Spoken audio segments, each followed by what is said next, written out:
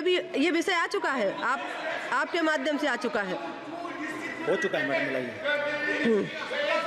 पढ़िए मैडम, पढ़िए। माननीय सदस्यों से मैं आग्रह कर रही हूं कि जिन सदस्यों का लिस्ट में नाम था लेकिन समय की कमी के रहते नहीं लिया गया, उनको इस हफ्ते मौका देने की कोशिश की जाएगी। बजट पर सामान्य चर्चा, श्रीमती डिम्पल यादव जी। माननीय सदस्य श्रीमती डिम्पल यादव जी।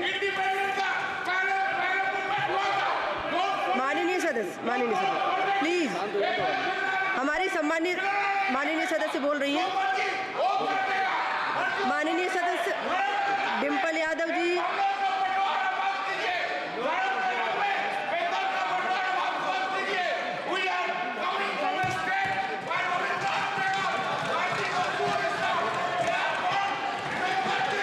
माननीय सदस्य श्रीमती डिम्पल यादव जी।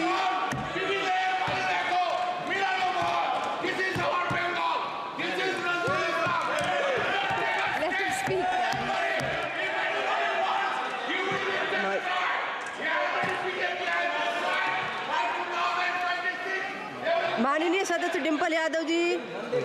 माननीय सदस्य एक मिनट माननीय सदस्य।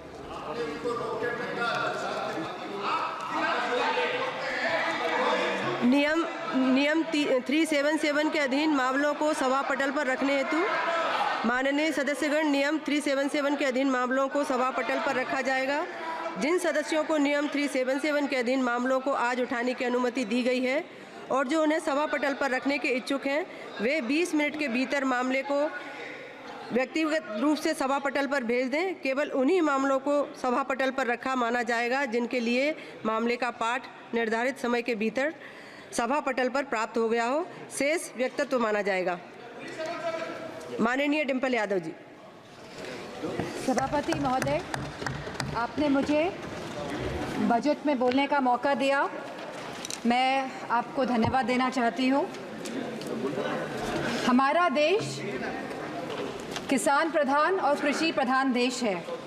अगर हमारे किसान और युवाओं का भविष्य सुनिश्चित नहीं कर पा रहे हैं हम, तो मैं समझती हूँ कहीं ना कहीं हम सब अपने फ़र्ज से डगमगा रहे हैं। जहाँ वित्त मंत्री ने 9 प्राथमिकताओं की बात करी और कृषि को जहाँ पहला स्थान दिया गया, वही मैं वित्त मंत्री से पूछना चाहती हूँ कि कृषि ग्रामीण अर्थव्यवस्था की वृद्धि दर क्या है। जहाँ यह कहा गया था कि 2024 तक आप किसान की आय दुगनी कर देंगे, 22 तक किसान की आय दुगनी कर देंगे, और जहाँ एमएसपी का वादा किया गया था, तो मैं पूछना चाहूँगी कृषि मंत्री से कि आज एग्रीकल्चरल इंफ्रास्ट्रक्चर में कितना बजट या सरकार द्वारा दिया जा रहा है। यूपी को इस बजट के तहत क्या मिला है। क्या एक भी मंडी पिछले 10 सालों में उत्तर प्रदेश में बनी है, और अगर किसान की ज़रूरतमंद जैसी चीज़ों पर क्या यह सरकार ने कोई भी जीएसटी माफ़ करी है, या खाद में सब्सिडी देने में सरकार कायम रह पाई है। और जहां खुद प्रधानमंत्री आए थे उत्तर प्रदेश में विधानसभा चुनाव में, और उन्होंने वादा किया था उत्तर प्रदेश की जनता को, उत्तर प्रदेश के लोगों को, कि वो आवारा मवेशियों की समस्या से किसानों को हल दिलाएंगे, निजात दिलाएंगे। तो क्या इस आवारा पशुओं की जो समस्या है, जिसकी वजह से आज हमारा देश चौकीदार बन गया है, रात भर सो नहीं पा रहा है, तो क्या कोई प्रावधान बजट में रखा गया है इस समस्या को लेके? इसी के साथ जहाँ किसान आंदोलन में लगभग 700 किसानों ने अपनी जान गंवाई, जहाँ उत्तर प्रदेश में भी लखीमपुर खीरी में जहाँ किसानों को रौंदा गया मंत्री जी के बेटों द्वारा, हम पूछना चाहते हैं इस सरकार से कि जहाँ जो 2014 से 22 तक लगभग 1 लाख किसानों ने आत्महत्या की है, तो हम वित्त मंत्री से पूछना चाहते हैं कि प्रधानमंत्री फसल बीमा योजना के तहत कुल किसान लाभ कितना मिला है। और कहीं इसमें गिरावट आई है तो कितनी गिरावट आई है।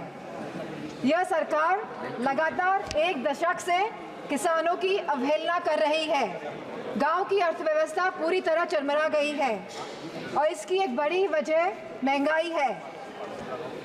और जहां मनरेगा में इस सरकार ने 89,000 करोड़ का बजट दिया है, तो हमारी मांग है कि कम से कम 100 दिन की वेजेस मनरेगा के तहत लोगों को सुनिश्चित करी जाए और लगभग 20% मनरेगा का बजट बढ़ाया जाए।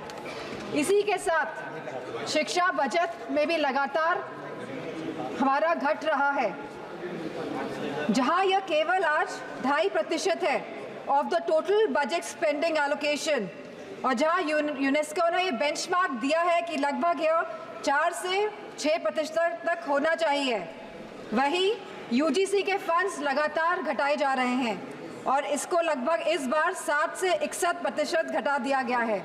जहां हम बात करते हैं सस्ती और अच्छी शिक्षा की, वहीं यह सरकार लगातार शिक्षा बजट में बजट जो कम कर रही है, तो मैं समझती हूँ इनकी नीयत कहीं साफ नहीं है, मंशा कहीं सही नहीं है हमारे देश के युवाओं के और स्टूडेंट्स के प्रति। वहीं आज हमारे देश का युवा निराश है, जहां निराशा संभव को भी असंभव बना देती है। तो मैं समझती हूँ जो वादे किए गए थे, जो रोजगार को लेके, सरकार पूरी तरह इसमें विफल रही है और लगातार बेरोजगारी दर बढ़ रहा है। जहां आज ये बेरोजगारी दर 9.2% है और जहां महिलाओं का बेरोजगारी दर 18.5% है। तो मैं समझती हूँ लगातार युवाओं का मनोबल गिराने का काम इस सरकार ने किया है और अग्निवीर जैसी योजना ला के इस सरकार ने नौजवानों का, युवाओं का, इस देश की प्रतिष्ठा का सम्मान गिराने का काम किया है। जो सरकार सोशल जस्टिस की बात करती है, लेकिन आज भी यह सरकार जातिगत जनगणना से अपना मुंह मोड़ रही है, जहां अनुसूचित जाति जनजाति पर होने वाले अपराध लगातार बढ़ रहे हैं और उत्तर प्रदेश में यह अपराध नंबर 1 पे है।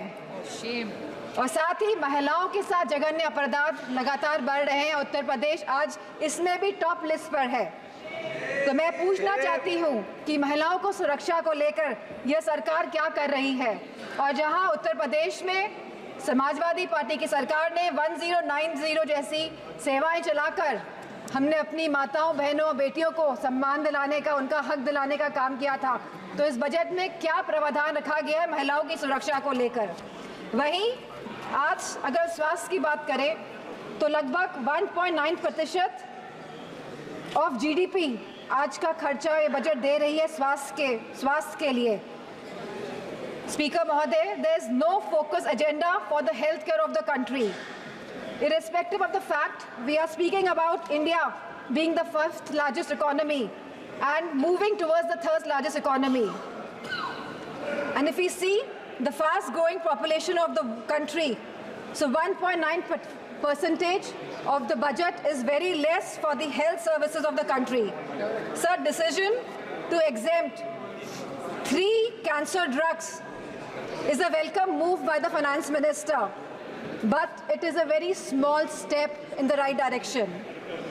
Sir, मैम, हमारे उत्तर प्रदेश में लखनऊ में एक कैंसर इंस्टीट्यूट जिसमें लगभग 1,000 करोड़ रुपए लगे हैं, वो तैयार है, लेकिन ना केंद्र की सरकार ना स्टेट की सरकार ये सुनिश्चित कर रही है कि सुचारू रूप से वो कैंसर इंस्टीट्यूट चल सके, क्योंकि कैंसर के केसेस लगातार देश में बढ़ रहे हैं। और मेरा मानना है कि अगर ये कैंसर इंस्टीट्यूट सही ढंग से सरकार चला लेती है तो सस्ता इलाज हम अपने देशवासियों को दे पाएंगे। Ma'am, there is a massive gap between the demand and supply in the healthcare center, in the healthcare infrastructure. The doctors, the nurses, the technicians, इन सब की बहुत भारी कमी है।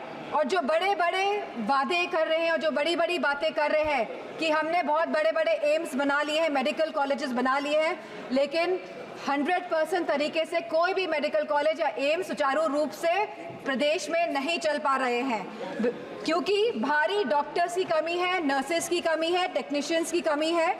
इसी के साथ जो टीचिंग फैकल्टी में भी भारी टीचर्स की कमी है।